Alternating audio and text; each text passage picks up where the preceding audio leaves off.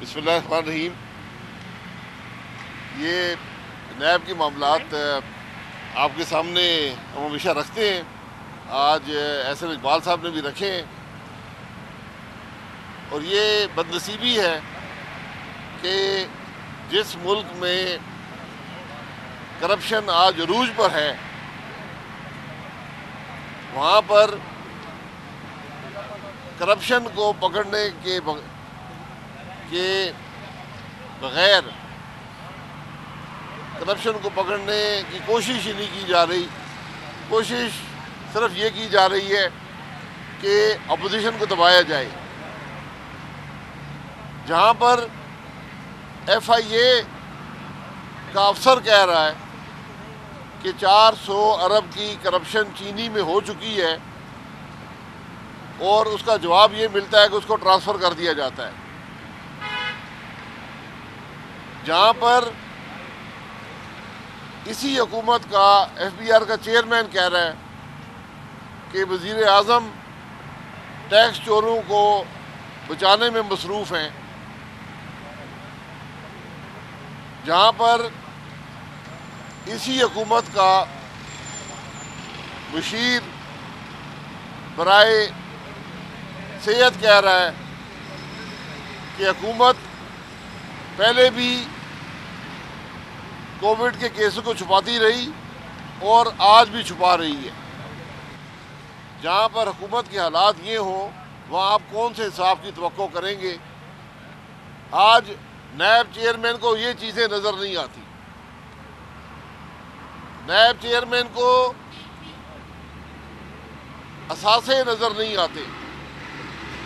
میں عاصم سلیم باجوہ صاحب کا نام نہیں لینا چاہتا، لیکن وہ شامل ہوئے ہولڈرز آف پبلک آفس میں۔ اب ان پہ نیب کا اطلاق ہوتا ہے، تو ان سے نیب کیوں نہیں پوچھتی؟ کوئی کوشچنئر ان کو بھیجا ہے؟ 13 کوشچنئر میں نے بھرے ہیں۔ میری گزارش یہ ہے کہ ایسا ہی کوشچنئر عاصم سلیم باجوہ صاحب کو بھی بھیج دیں، وہ بھی بھر کے آپ کو دے دیں، پھر انصاف ہوگا۔ ہم ان عدالتوں سے نہیں گھبراتے، کیونکہ اللہ کے کرم سے ہم حق پر ہیں۔ جو ہمارا بیانیہ ہے وہ درست ہے، اور وہ بیانیہ ان عدالتی کیسوں سے نہیں دبے گا۔ آج کی مثال آپ کے سامنے ہے۔ آج عدالت میں ہم نے یہ پٹیشن دی تھی کہ اس عدالت کی کارروائی پاکستان کے عوام کو دکھائی جائے۔ ایک ٹی وی کیمرہ لگائیں، خرچہ ہم برداشت کریں گے، تاکہ پاکستان کے عوام دیکھ سکیں کہ ہمارے ملک میں نیب کی عدالتوں میں کیا ہو رہا ہے، نیب کیا کر رہی ہے۔ جج صاحب، ہم عدلیہ کا احترام کرتے ہیں، اس عدالت کا بھی احترام کرتے ہیں۔ حالانکہ ارشد ملک کیس کے بعد نیب کی عدالتوں کا معاملہ بہت مشکوک ہو چکا ہے۔ وہ اعتماد بحال کرنے کی کوئی کوشش نہیں کی گئی، لیکن آج جج صاحب نے فیصلہ یہ دیا کہ یہ عدالت کھلی ہے، اس میں کسی کو آ کر رپورٹ کرنے کی رکاوٹ نہیں ہے، تو اس لیے میں کیمرہ الاؤ نہیں کر سکتا۔ تو ہم نے کہا کہ اگر عدالت کھلی ہے تو پھر ہم کیمرہ لے آتے ہیں، ہم خود ریکارڈ کر کے دے دیا کریں گے۔ اس کا کوئی جواب نہیں ہے۔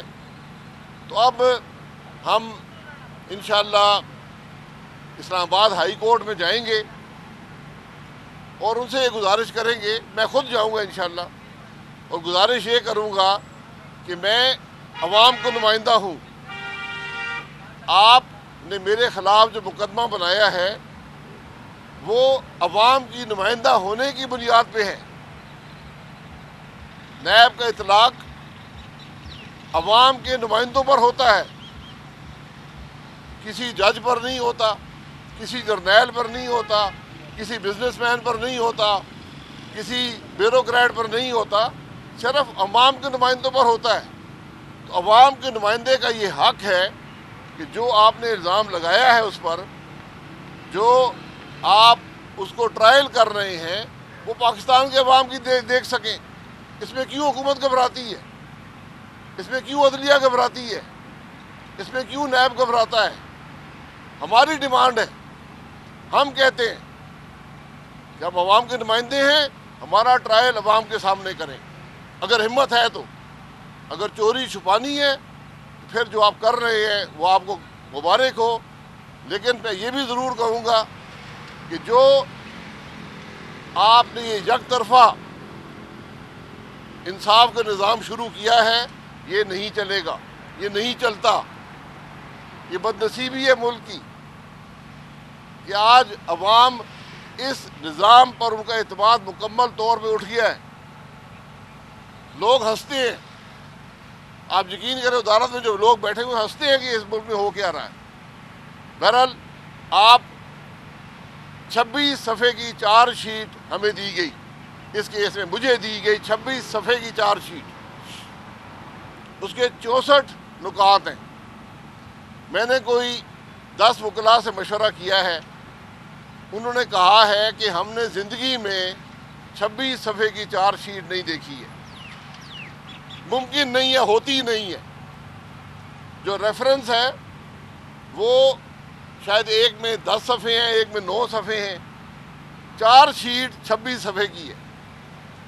میں وکیل نہیں ہوں لیکن وکلاء کو پڑھایا تو وکلاء نے کہا کہ جناب جو 64 پوائنٹ ہیں اس کے اندر صرف پوائنٹ نمبر 63 جو ہے وہ چارج شیٹ ہے، یعنی ہم نے کیا جرم کیا ہے وہ صرف شک نمبر 63 میں ہے، باقی یہ سب آپ کی بےعزتی کرنے کے لیے، سیاستدانوں کی بےعزتی کرنے کے لیے یہ اس کے اندر یہ الزامات کی فہرست لگائی گئی ہے، اس کا کوئی تعلق اس کیس سے نہیں ہے۔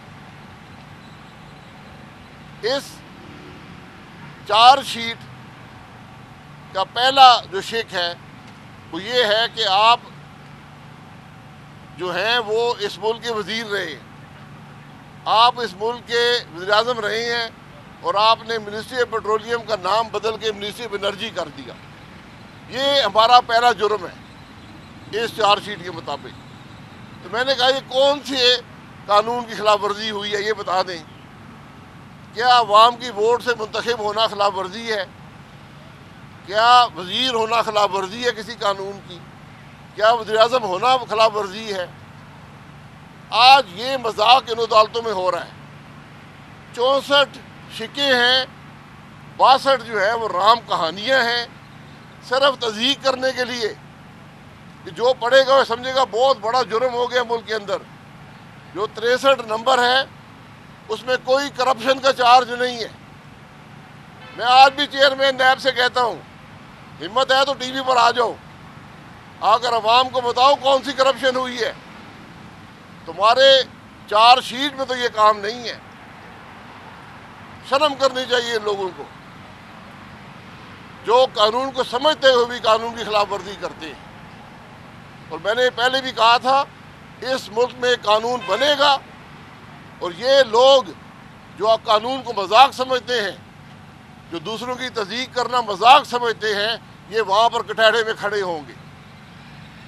میں تو کہتا ہوں عوام کو دکھائیں گھبراتے کیوں ہیں، ڈرتے کس بات سے ہیں؟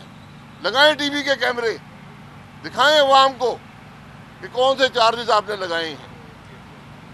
آپ حضرات کا بہت شکریہ، انشاءاللہ یہ تماشا جاری رہے گا، آپ کو بھی ٹی وی کا ٹائم ملتا رہے گا، ہمیں بھی بات کرنے کا موقع ملے گا۔ ہمارے صاحب یہ بتا دیں کہ حکومت کی جانب سے جنرل الیکشن سے قبل جو ہے الیکشن ریفارمز کی پیشکش کی گئی، آیا کہ سب یا جو پی ڈی ایم ہے حکومت کی اس پیشکش کے حوالے سے ڈسکس ہوا ہے کہ قبول کرے؟ دوسرا کیا عمران خان صاحب کے ساتھ جو ابھی موجودہ حالات ہیں ان پر کوئی سیٹنگ ہو سکتی ہے یا پوائنٹ آف نو ریٹرن پہ چلے گی؟ دیکھیں بات بڑی سیدھی ہے، یہ الیکشن ریفارم وہاں پر ہوتے ہیں جہاں الیکشن کے قاعدے کی پابندی کی جاتی ہو۔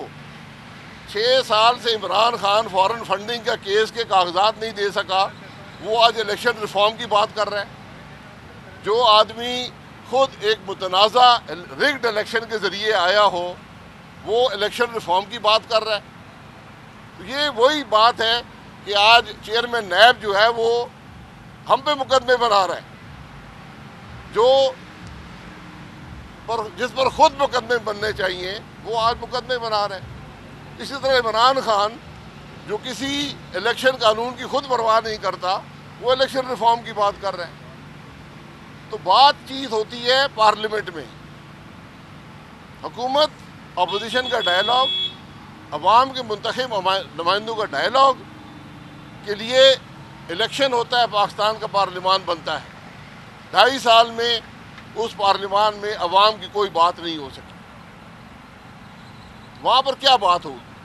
ہم کسی غیر نمائندہ حکومت سے، متنازع حکومت سے، ریگڈ الیکشن کی صورت میں آئی حکومت سے، سلیکٹڈ حکومت سے کوئی بات چیت نہیں کریں گے۔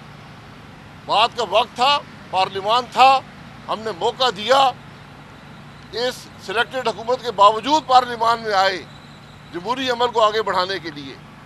2.5 سال میں جو تماشا اس پارلیمان کا بنایا گیا، ہم سب کے لیے شرمندگی کا باعث ہے۔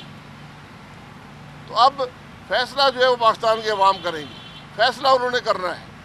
اور سب سے بہتر یہ ہے کہ جلد از جلد ایک نئے الیکشن میں جایا جائے، اور اس سے پہلے یہ طے کر لیا جائے سارے فریقین کے درمیان کہ پاکستان کے معاملات پاکستان کے آئین کے مطابق چلیں گے۔ آئین توڑنے کا حق کسی کو حاصل نہیں ہوگا۔ یہ ساری بات ہے۔